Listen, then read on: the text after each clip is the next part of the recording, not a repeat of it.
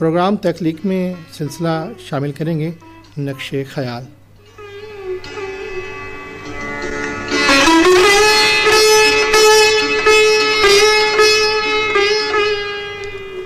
کوئی آواز اشارہ نہ کوئی نقش خیال، ساز دل چھیڑنے والے میرے اوسان سنبھال۔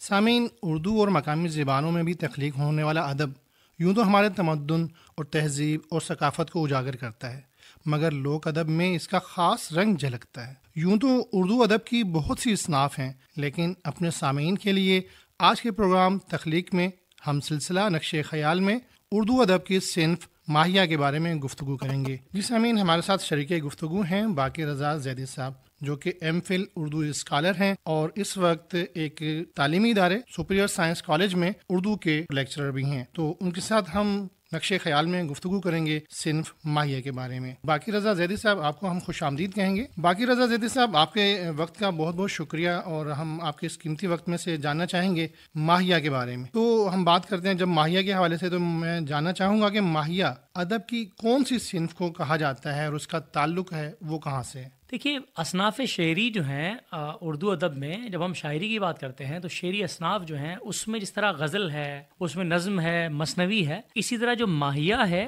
اس کی جب بنیاد ہم ڈھونڈتے ہیں، جب ہم تحقیق کرتے ہیں تو ہمیں یہ اندازہ ہوتا ہے کہ ہمیں جو معلومات جو میسر ہے وہ یہ ہے کہ ماہیہ ایک ایسی صنف کو کہتے ہیں کہ شاعری کی وہ صنف جس میں ایک نظم جو ہے اس کا ہر بند 3 مصروں پر مشتمل ہوتا ہے۔ اچھا، اس میں جو پہلا مصرع اور تیسرا مصرع جو ہے وہ وزن اوزان میں برابر ہوتے ہیں، جبکہ درمیانہ مصرع جو ہے وہ مختصر ہوتا ہے۔ اور یہ اپنے سامعین کے لیے ہم ضرور کہنا چاہیں گے، اس میں چھوٹی بہر میں یہ کہا جاتا ہے، بہر جیسے ہے مفعول، مفاعیل، یہی پہلی اور تیسری بہر ہوتی ہے، جبکہ دوسری بہر میں جو سطر ہے اس میں فا اور مفاعیل ہوتا ہے۔ اچھا، یہ تو ہو گئی اس کی حیت۔ اب جب ہم اس کے اور تحقیق کرتے ہیں کہ یہ کہاں سے اردو شاعری میں آیا، تو اس کی جو بنیاد ہے وہ ہے پنجاب، یعنی یہ پنجاب کی لوک داستان جو ہے، آپ نے سنا ہوگا سوہنی مہیوال، تو 1766 ہیر وارث شاہ، اس میں کہتے ہیں کہ یہ، یعنی اس کا ظاہر ہے زبان جب سے ہے تو یہ تب سے ہی ہے، لیکن کیونکہ ہیر وارث شاہ لکھی گئی 1766 میں، تو ہم اگر یہاں سے پڑھتے ہیں اس میں تو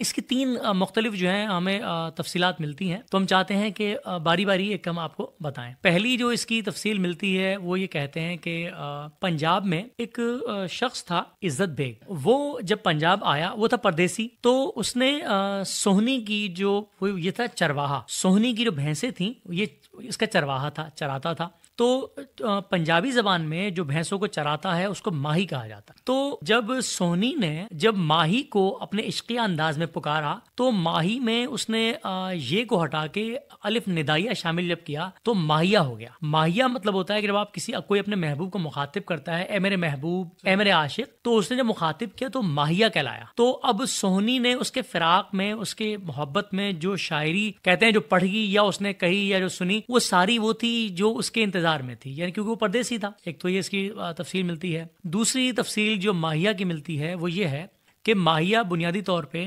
فارسی کا لفظ تھا ماہ، مہینہ، فارسی میں ماہ جو ہے ایک مہینے کو کہتے ہیں، اور ساتھ ہی ساتھ 14ویں کے چاند کو بھی ماہ کہا جاتا ہے۔ اچھا دیکھیں، کیونکہ چاند جو ہے وہ شاعری میں ایک استعارہ ہے محبوب کا، کہ چاند چہرہ، ٹھیک۔ اچھا دیکھیں، چاند ہے فاصلے پر بہت، تو اب استعارہ یوں ہے کہ محبوب جو ہے وہ ہے دور، تو اس کے فراق میں، اس کے ہجر میں جو وقت کٹتا ہے وہ ذرا درد اور تکلیف کا ہے۔ تو وہ شاعری کہ جو آپ کو دوری کا پتہ دے اور اس میں جو کٹے ہوئے، جو بیتے ہوئے لمحات ہیں، اس میں آپ کو درد اور کیفیت کی جو آپ کو احساس دے، وہ ماہیہ کہلاتا ہے۔ اچھا، اسی طرح اس کی ایک اور قسم ہمیں ملتی ہے ماہیہ کی، وہ یہ ہے کہ بنیادی طور پہ ماہی نا مچھلی کو بھی کہتے ہیں، ماہی۔ اچھا، مچھلی کو اگر ہم پانی سے نکال دیں تو وہ تڑپنا شروع ہو جاتی ہے، تو لوگ کہتے ہیں کہ اپنے محبوب کے لیے ایسی شاعری کہ جس میں آپ کی تڑپ ہو، یعنی اس سے ملنے کی جو تکلیف ہجر جو ہے نا، یعنی جو فراق میں جو آپ لمحات گزارتے ہیں، جو تکلیف آپ برداشت کرتے ہیں، تو کہتے ہیں اسی مچھلی کی کیفیت ہے جو پانی سے دور ہو جائے۔ اگر کسی انسان کو اس کے محبوب سے دور کر دیا جائے تو جو تڑپنے کی جو کیفیت ہے وہ یہ اسی سے ماخوذ ہے۔ تو ماہیہ ایسی صنف کو کہتے ہیں 3 مصروں کی کہ جو اپنے محبوب کے فراق میں، اس کی دوری میں جو شاعری تخلیق پاتی ہے وہ ماہیہ کہلاتی ہے۔ میں ایک سوال اور پوچھنا چاہوں گا کہ ماہیہ صنف کا استعمال جو ہے وہ صرف پنجاب کے لوک گیتوں میں ہی کیا گیا ہے یا کچھ اور لوک گیتوں میں بھی اس کا استعمال کیا گیا ہے؟ دیکھیے ہوتا یہ ہے کہ ابتدا جہاں سے ہوتی ہے تو وہ چیز وہاں سے جب آگے پنپتی ہے، جب پھیلتی ہے تو مختلف زبانوں میں اس کا استعمال ہوتا ہے. جب یہ پنجاب سے نکل کر اردو زبان میں شامل ہوئی تو اب ہوا کیا کہ جیسے استاد قمر جلالوی جیسے بڑے شعراء نے، اور اب حال ہی میں امجد اسلام امجد مرحوم ان کا انتقال ہوا، اگر آپ ان کی شاعری دیکھتے ہیں تو آپ کو بہترین شاعری ماہیے ان کے ملتے ہیں. تو قمر جلالوی صاحب کا، استاد کا جو نام ہے اردو شاعری میں ایک بہت ایسے شاعر کا نام ہے کہ جو استعارے کے طور پہ استعمال ہوتے ہیں مطلب. تو بے شک اس کی ابتدا پنجاب سے ہوئی، لیکن اب کیونکہ یہ بالکل پنپ چکی ہے، یہ اپنے عروج پر ہے، تو آپ کو بڑے بڑے شعراء جو ہیں وہ شاعری کرتے ہوئے نظر آتے ہیں. تو اس کے لیے میں ضرور ہم اس کی مثال دینا چاہیں گے استاد قمر جلالوی کی. کہتے ہیں کہ تم روٹھ کے مت جانا مجھ سے کیا شکوا، تم روٹھ کے مت جانا مجھ سے کیا شکوا، دیوانہ ہے دیوانہ. پھر کہتے ہیں فرصت ہو تو آ جانا، اپنے ہی ہاتھوں سے میری دنیا مٹا جانا. پھر ہم ساتھ میں امجد اسلام امجد کی بھی سنانا چاہیں گے، ان کا انتقال ہوا. کہتے ہیں خوشبو سے بھری راتیں تم ایک نظر دیکھو، خوشبو سے بھری راتیں تم ایک نظر دیکھو، پتھر بھی کریں باتیں. دن رات کی گردش میں کچھ بھی تو نہیں قائم، دن رات کی گردش میں کچھ بھی تو نہیں قائم، ہر چیز ہے لرزش میں. تو یہ اب ظاہر ہے جب اتنے بڑے شعراء نے اس کا استعمال کیا تو اب یہ ہے کہ اردو ادب میں بڑے بڑے نام ہیں جو آپ کو ماہیے کہتے ہوئے نظر آتے ہیں. بہت خوب.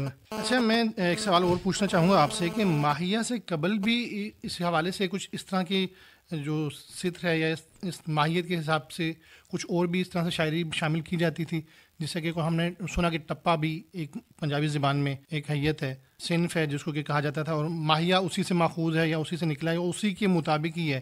اس حوالے سے جاننا چاہوں گا.